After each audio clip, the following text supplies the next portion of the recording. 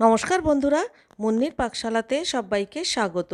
আজকে একটা খুব সুন্দর ডায়েট রেসিপি শেয়ার করব। যেসব বাড়িতে বাচ্চারা বেগুন খেতে চায় না তাদের জন্য এই রেসিপিটা খুব উপকারে আসবে। মজার কথা হলো, এটার মধ্যে যে বেগুন আছে সেটা কিন্তু বাচ্চা বা বড় কেউই খেয়ে বুঝতে পারবে না। বেগুন দিয়ে যে এত সুন্দর একটা ব্রেকফাস্ট রেসিপি বানানো যায় সেটা রেসিপিটা না দেখলে আপনারা বুঝতে পারবেন না। আসুন তাহলে রেসিপিটা দেখে নেওয়া যাক। সবার প্রথমে একটা ফ্রাই প্যানে অল্প একটু জল দিয়ে তার মধ্যে সামান্য একটু নুন আর হলুদ দিয়ে 3 পিস বা 4 পিস বেগুনের টুকরো দিয়ে দিতে হবে। এবারে গ্যাসের ফ্লেমটা লো করে ঢাকা দিয়ে বেগুনটাকে খুব ভালো করে উল্টে পাল্টে সেদ্ধ করে নিতে হবে।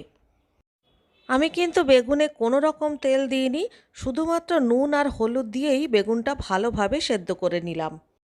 সেদ্ধ করা বেগুনগুলো একটা প্লেটের মধ্যে তুলে নিলাম। এবারে একটা কাঁটা চামচের সাহায্যে বেগুনগুলোকে খুব ভালো করে ম্যাশ করে নিতে হবে।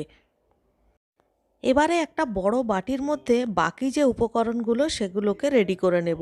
প্রথমেই আমাদের লাগবে 2টো ডিম। তো আমি একটা ছোট বাটিতে একটা একটা করে ডিমগুলো ফাটিয়ে একটু চেক করে নিয়ে বড় বাটির মধ্যে দিয়ে দিলাম। এবারে এর মধ্যে দিয়ে দেব সামান্য একটু নুন, পেঁয়াজ কুচি, ধনেপাতা কুচি, লঙ্কা কুচি আর একটা টমেটোর অর্ধেকটা কুচি।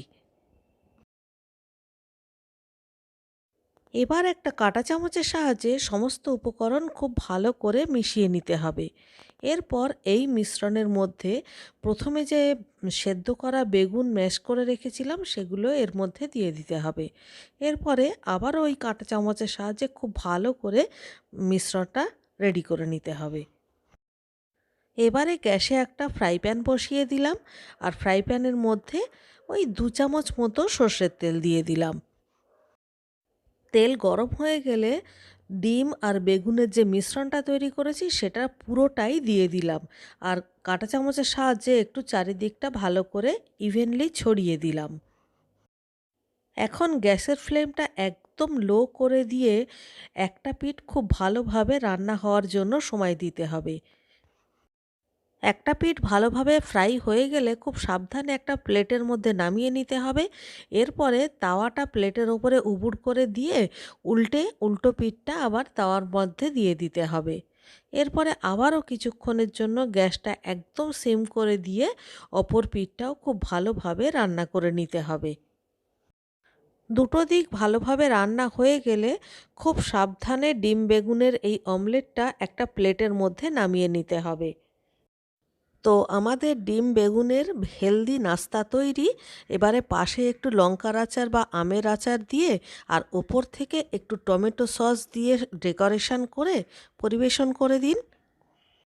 এটা যদি আপনারা স্পেশালি বাচ্চাদের জন্য তৈরি করেন তাহলে মিশ্রণের মধ্যে সামান্য একটু চিজ গ্রেট করে দিতে পারেন। আর যদি ডায়েটিংয়ের জন্য তৈরি করেন তাহলে চিজ দেওয়ার কোনো দরকার নেই। আর দেখুন, আমি একটা পিস কেটে ওপরে দেখিয়ে দিচ্ছি কি সুন্দর হয়েছে না জিনিসটা।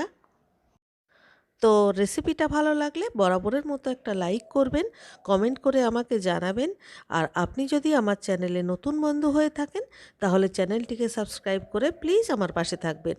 তাহলে আজকের মতো এই পর্যন্ত, দেখা হচ্ছে পরবর্তী ভিডিওতে আবার একটা নতুন রেসিপির সাথে নিয়ে। ততক্ষণের জন্য সবাই ভালো থাকবেন, সুস্থ থাকবেন।